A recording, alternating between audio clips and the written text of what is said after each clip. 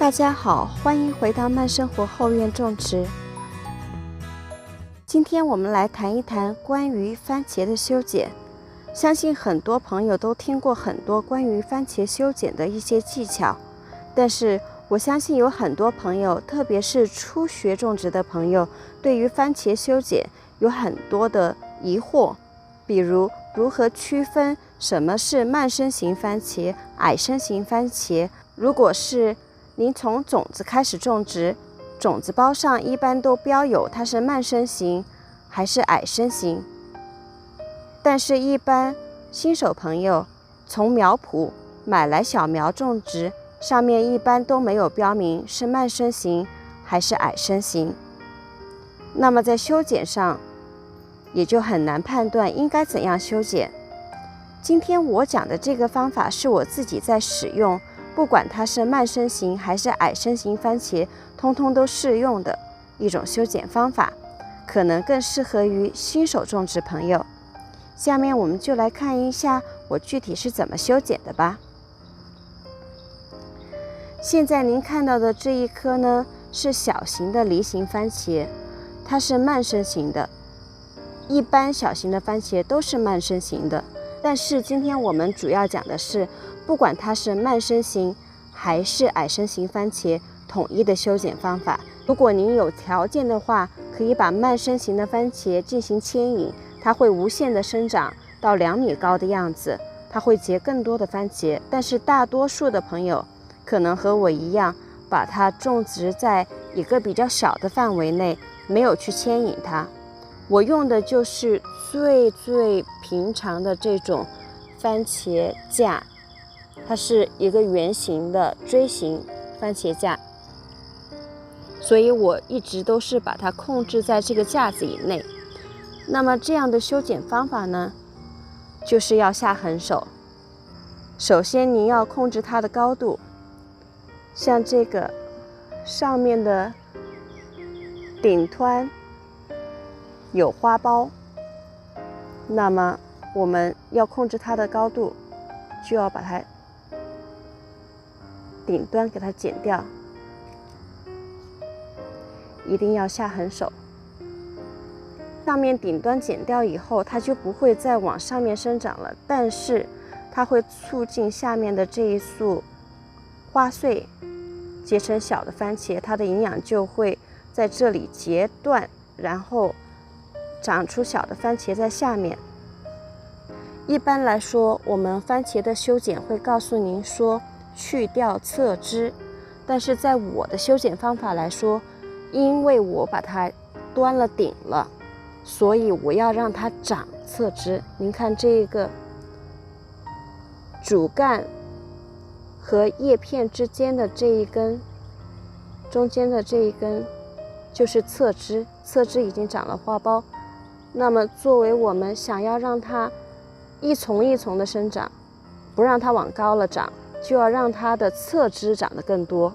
所以我们就剪掉这个主叶片，保留它的侧枝。那么如果我们遵循这样的原则，通通都是剪掉叶片。你看这个三角的地方，看到了吗？它从中间冒出来的这一个就是侧枝，长了很多的小番茄的花苞，那么我们就保留侧枝，把它的叶片剪掉。所以和我们传统意义上剪番茄是不一样的。我们传统意义上修剪番茄是要把它的侧枝给掰掉，所以它的主枝会长更多的番茄，营养更多，往上长它会长得更高，结的番茄的果实更多。但是因为我们想把它控制在